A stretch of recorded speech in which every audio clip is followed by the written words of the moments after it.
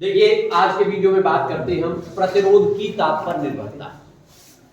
और अगर हम ये समझ गए कि प्रतिरोध ताप पर किस तरह से निर्भर करता है, आपको ध्यान हो तो जब हम प्रतिरोध को पढ़ रहे थे तो प्रतिरोध की निर्भरता में हमने सबसे पहले बताया था कि भाई resistance is directly proportional to the length of the conductor. जो प्रतिरोध है वो चालक की लंबाई के अनुपाती होता है। फिर दूसरे पॉइंट में लिखा था अनुप्रस्थ काट के क्षेत्रफल के व्युत्क्रमानुपाती होता है। तीसरे पॉइंट में लिखा था पदार्थ की प्रकृति पर निर्भर करता है। और चौथा पॉइंट था कि ताप पर निर्भर करता है। वहां हमने 3 की स्टडी तो की थी सही तरीके से, लेकिन चौथे पॉइंट की स्टडी हमने नहीं की थी। यानी ताप पर कैसे निर्भर करता है, बस ये बताया था ताप पर निर्भर करता है, लेकिन ताप पर निर्भर कैसे करता है, ताप बढ़ाने पे बढ़ जाता है या घट जाता है, उसको एक्सप्लेन करने वाली बात वहां पर डिस्कस उस पर नहीं हुआ था। तो इस टॉपिक में हमें उसी का डिस्कशन करना है। और प्रतिरोध के साथ साथ फिर हम इन चारों का डिस्कशन करेंगे कि प्रतिरोध कैसे निर्भर करता है ताप पर, प्रतिरोधकता कैसे निर्भर करती है, चालकता कैसे करती है और चालकत्व कैसे करता है। उसके साथ साथ चालकों का ये है तो फिर अचालकों का क्या होगा और अर्धचालकों का क्या होगा, उस बात को भी हमें समझना होगा। लेकिन उसे समझने में ज्यादा टाइम नहीं लगेगा, वो केवल रेसिप्रोकल डायरेक्टली प्रोपोर्शनल उसी से हमारी समझ में आ जाएगा। मेन बात है पहले इस टॉपिक को समझने की। तो देखिए इसके लिए हम प्रतिरोध का जो बेसिक फॉर्मूला जो ओम्स लॉ को डिड्यूस करके हम लाए थे, उस फॉर्मूले की पहले बात करते हैं कि किसी भी चालक का जो प्रतिरोध होता है R इक्वल टू होता है ml upon ne square a tau. ये है चालक का प्रतिरोध। अब इसमें हम ये देखते हैं कि भाई कौन कौन सी ऐसी चीजें हैं जो नियत रहती हैं, जो कांस्टेंट रहती हैं, और ऐसी कौन सी चीजें जो ताप के साथ बदल सकती है। तो सबसे पहले m की बात करूंगा। m क्या है? इलेक्ट्रॉन का द्रव्यमान। अब वो तो भाई कांस्टेंट रहता है इलेक्ट्रॉन का द्रव्यमान, तो इसका मतलब उससे कोई लेना देना नहीं है। दूसरा आप आ जाइए E, इलेक्ट्रॉन का आवेश, उसका भी कोई लेना देना नहीं है। तीसरा L, तार की लंबाई, उसका भी कोई फर्क नहीं पड़ता, ठीक है ना। अनुप्रस्थ काट का क्षेत्रफल,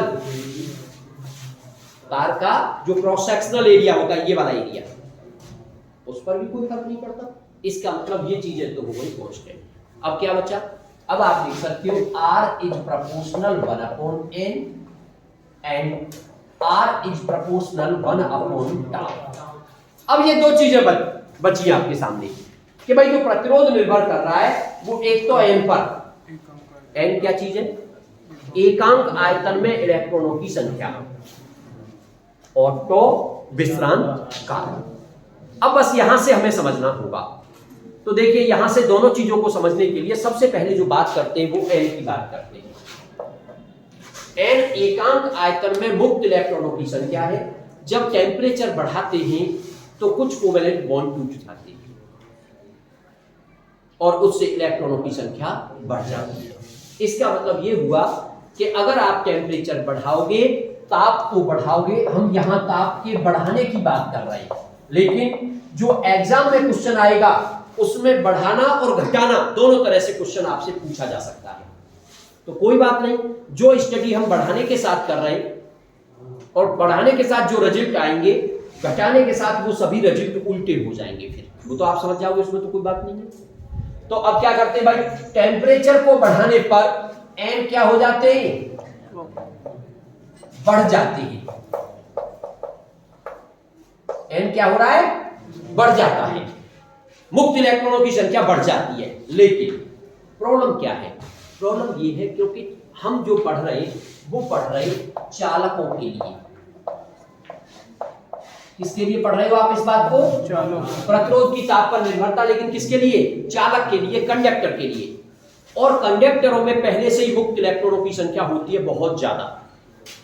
भाई कंडक्टर की परिभाषा ही आपने इस चीज से दी थी कि जिनमें मुक्त इलेक्ट्रॉनों की संख्या बहुत ज्यादा अधिक होती है वो कंडक्टर होते हैं, जिनमें विद्युत धारा का प्रवाह हो सके आसानी से। तो जिनमें मुक्त इलेक्ट्रॉनों की संख्या पहले से ही बहुत ज्यादा है, अगर वहां 2-4 इलेक्ट्रॉन और बढ़ जाएं तो उससे कोई फर्क नहीं पड़ता है। बात को समझने की कोशिश करना। टेम्परेचर बढ़ाने पर n की संख्या बढ़ रही है, बिल्कुल सही है, लेकिन ये संख्या इतनी ज्यादा नहीं बढ़ रही है जो चीज पहले से कितनी थी वहां इलेक्ट्रॉनों की संख्या 10 की पावर 8 के ऑर्डर पे है, वहां 4 6 10 20 इलेक्ट्रॉन बढ़ जाएंगे तो उससे उस पर कोई फर्क नहीं पड़ेगा, इसलिए ये फैक्टर वहां पर प्रभावी नहीं होगा। यानी इसके बढ़ने से, हालांकि तुम कहना चाहो तो मुक्त इलेक्ट्रॉनों के बढ़ने से प्रतिरोध क्या हो जाएगा, कम हो जाएगा, क्योंकि रेसिप्रोकल है, व्युत्क्रमणपाती है, तो n बढ़ेगा तो प्रतिरोध को घटा देगा, लेकिन n के मान में जो वृद्धि है वो बहुत बड़ी नहीं है, इसलिए ये फैक्टर बहुत ज्यादा प्रभावी नहीं होता। दूसरी बात अब क्या की जाए, अब बात की जाए रिलैक्सेशन टाइम की। आपको ध्यान हो तो जब मैंने रिलैक्सेशन टाइम पढ़ाया था, और वास्तव में ये टॉपिक आपका आया था अनुगमन वेग में, और वहीं पर हमने उसकी वैल्यू भी लिख दी थी कि इसकी वैल्यू होती है 10 की पावर -14 सेकंड के आसपास चालकों के लिए। और दूसरी बात ये बता दी थी कि ताप बढ़ाने पर टॉ घटता है, ये आपको याद रखने के लिए भी मैंने कहा था। इसका मतलब टेम्परेचर बढ़ाने पर टॉ का मान क्या होता है, घटता है। अब जब टॉ घटेगा तो आर बढ़ जाएगा। यहां पर एन बढ़ रहा था तो आर क्या हो जाता, घट जाता, लेकिन इसकी जो वैल्यू है वो बहुत ज्यादा प्रभावी नहीं है। पहले से ही मुक्त इलेक्ट्रॉनों की संख्या बहुत ज्यादा होती है, 2-4 इलेक्ट्रॉन बढ़ जाए तो उससे कोई फर्क नहीं पड़ता, इसलिए ये वाली चीज अब यहां इफेक्टिव नहीं है, बल्कि इफेक्टिव कौन सी चीज है, ये दोनों चीजें इफेक्टिव है। या फिर ऐसे समझ लीजिए कि ये फैक्टर हमारा काम नहीं कर रहा है, बल्कि काम करने वाला फैक्टर कौन सा है, ये वाला फैक्टर हमारा काम कर रहा है। और रिजल्ट भी अब हम क्या निकाल के ले आए कि ताप बढ़ाने पर टॉ का मान घट जाता है, जिससे प्रतिरोध बढ़ जाता है, किसका, चालक का। एक रिजल्ट ले आए हम, मान लीजिए हमने क्या किया है, एक टेबल टाइप की बना ली है हमने, एक टेबल टाइप की बना करके उसमें हम लिख रहे हैं चालक, फिर आगे लिख रहे हैं उसमें अर्धचालक, और फिर उसमें लिख रहे हैं अचालक या कुचालक, और उसमें पहले पॉइंट पर आप लिख रहे हो, मान लीजिए पहले पॉइंट पर थोड़ा सा और इधर लिख लूं, पहले पॉइंट पे आप लिख रहे हो प्रतिरोध,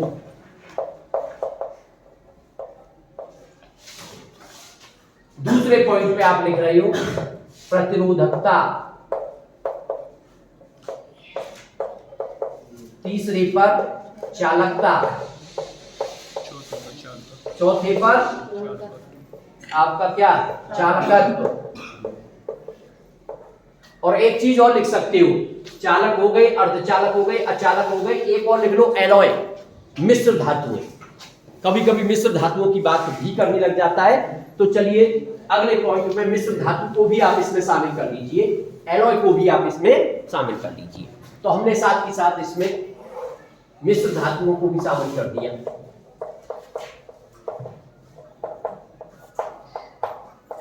मिश्र धातुओं का मतलब हो गया 2 या 2 से ज्यादा धातुओं से मिला करके बना दिया जाएगा। यूरेका है, कांस्टेंटन है, मैग्नीन है, जैसे आपका पीतल वगैरह भी होती है, कांसे तांबे से मिलकर के जो बनती थी, तो वो मिश्र धातु।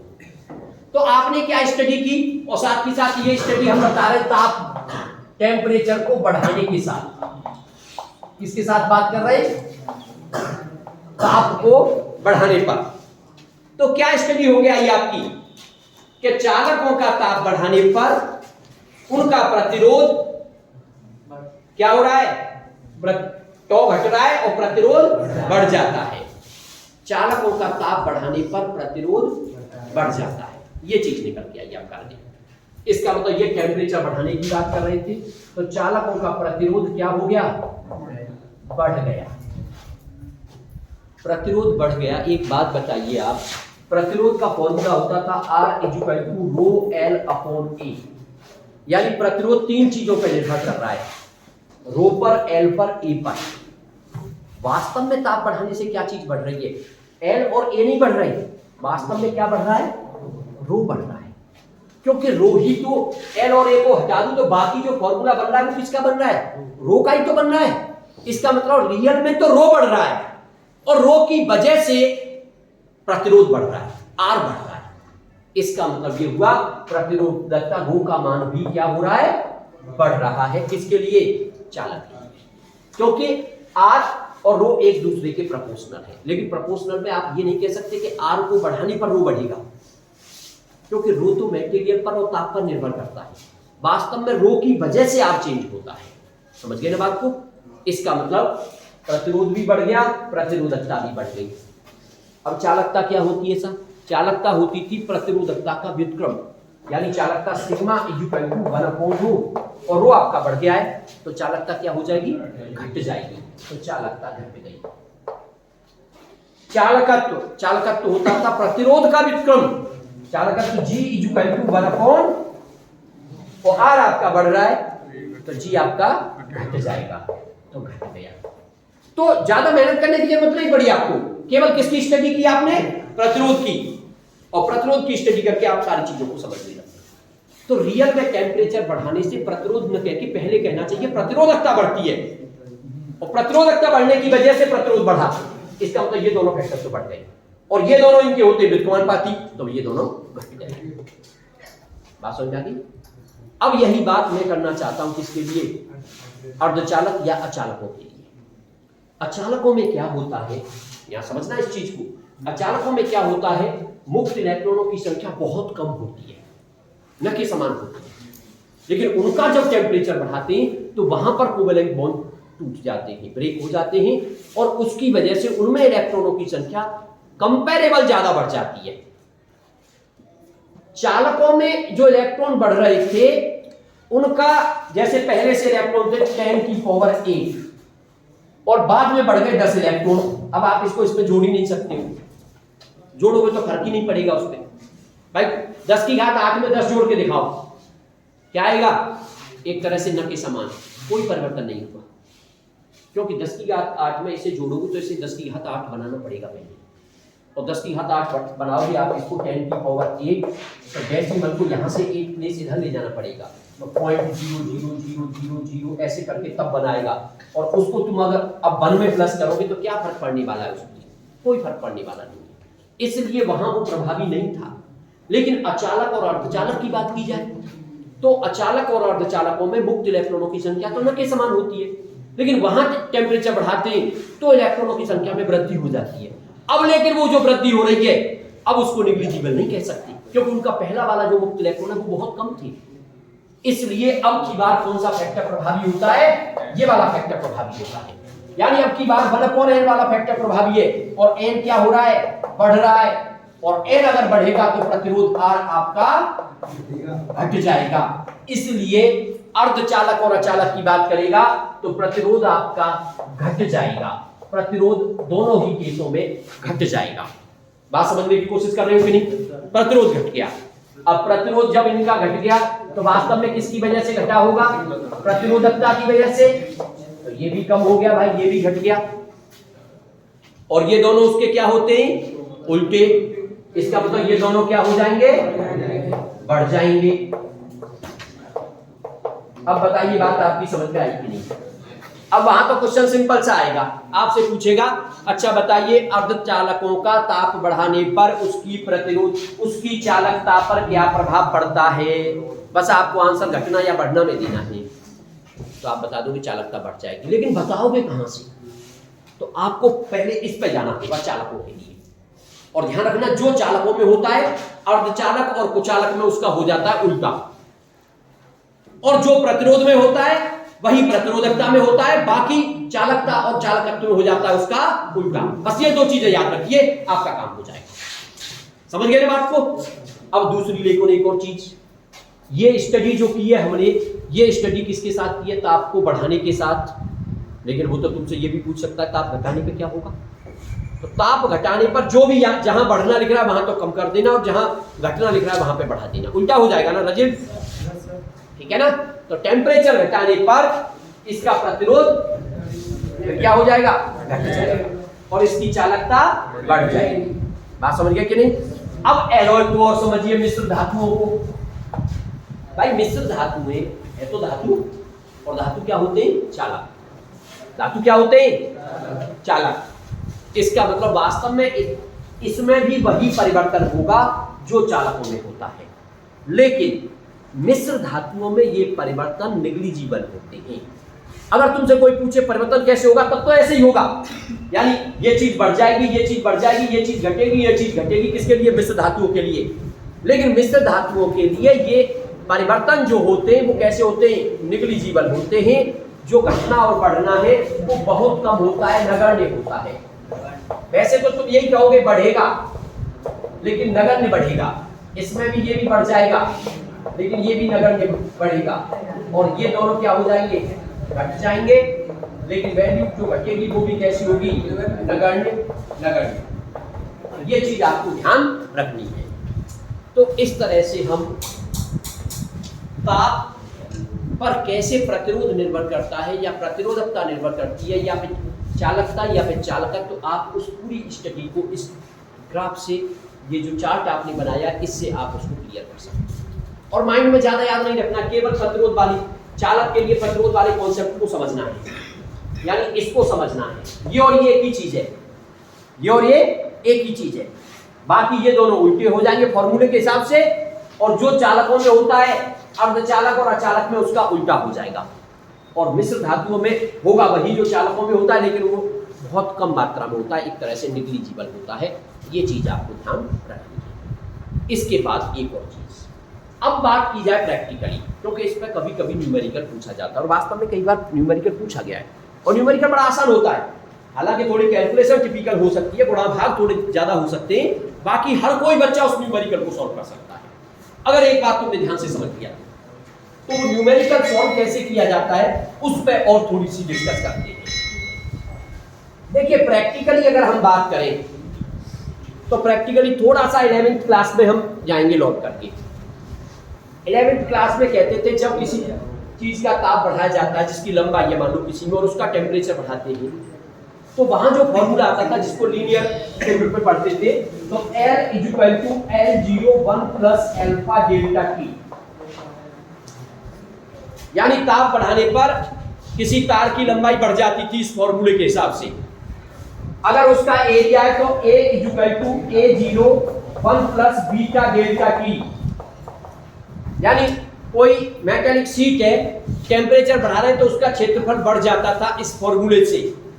अगर उसका वॉल्यूम है तो V = V01 + gamma delta T, उसका आयतन भी बढ़ जाता था इस फॉर्मूले से। तो सिमिलरिटी है फॉर्मूलों में, L = L01 + alpha delta T, ऐसे ही एरिया और ऐसे ही वॉल्यूम। सेम तरीके से अगर हम प्रैक्टिकली देखेंगे तो सेम तरीके से रेजिस्टेंस और रेजिस्टिविटी बदलते हैं। इसका मतलब अगर आप रेजिस्टेंस के वेरिएशन की बात करोगे तो प्रैक्टिकली जो रेजिस्टेंस चेंज हो गया था R = R01 + alpha delta T।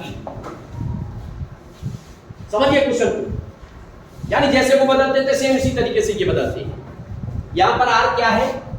अब आप टेम्परेचर, ये डेल्टा T का मतलब टेम्परेचर में चेंज, और चेंज वास्तव में वैसे तो लिखे हम तो चाहे तो इसको डेल्टा T ना लिख के T लिख सकते हैं सिंपल। क्यों? क्योंकि R0 का मतलब है 0 डिग्री सेल्सियस पर प्रतिरोध। R क्या है? मान लो T डिग्री सेल्सियस पर प्रतिरोध, चाहो तो आप इसको RT लिख सकते हो, T डिग्री सेल्सियस पर प्रतिरोध। अल्फा क्या है? अल्फा यहां एक नियतांक है, इसको कहते हैं प्रतिरोध ताप गुणांक। प्रतिरोध ताप गुणांक। और डेल्टा T टेम्परेचर में चेंज। तो यहां जो चेंज हुआ है वो कितना हुआ है? T से 0 या 0 से T। इसका मतलब डेल्टा T की जगह पे आप चाहो तो यहां डेल्टा T की जगह पे लिख सकते हो T - 0। T - 0 तो वो एक तरह से T ही आ जाएगा, तो R = R0 1 + अल्फा T हो जाएगा फॉर्मूला। बात समझ गए कि नहीं? ऐसे यहां भी आप चाहे तो डेल्टा T का मतलब, क्योंकि एक को 0 लेके चल रहा है दूसरे को T लेके चल रहा है, तो डेल्टा T क्या हो जाएगा? T - 0 यानी T हो जाएगा। क्लियर? बात समझ में आ रही है कि नहीं? तो इस तरीके से अब क्वेश्चन में क्या दिया जाएगा आपको? मान लो क्वेश्चन में दे दिया कि 0 डिग्री सेल्सियस पर किसी चालक का प्रतिरोध इतने ओम है, इसका मतलब वो हो गया R0। उस ताप को बताओ जिस पर चालक का प्रतिरोध इतने ओम हो जाए, तो उस ताप को पूछ रहा है, यानी ये होगी RT की वैल्यू, और T पूछ रहा है।